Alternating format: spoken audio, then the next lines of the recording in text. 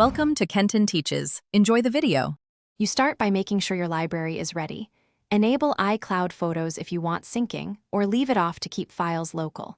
Free some space, remove large videos or duplicates so operations run smoothly. Open Photos and go to Albums and Recents to see everything chronologically. Now you'll skim through recent items, mark favorites quickly, and flag obvious trash. Once done, you'll have a smaller, manageable set to work on for grouping and cleanup. You now move into the core organization.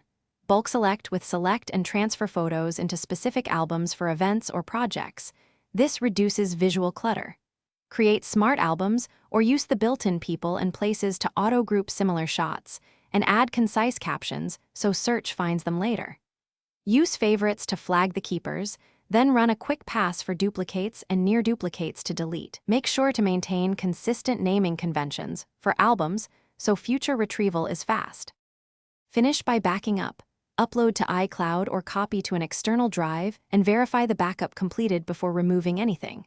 If you need extra cleanup, use trusted third-party deduplication tools and batch editors to save time. Once your albums and tags are set, review search and people results to confirm accuracy. If something goes wrong, toggle iCloud Photos or sign out and back in. Make sure you're on Wi-Fi and have adequate storage. Then recheck the library to confirm everything's synced. Thanks for watching. Please subscribe if this video was helpful.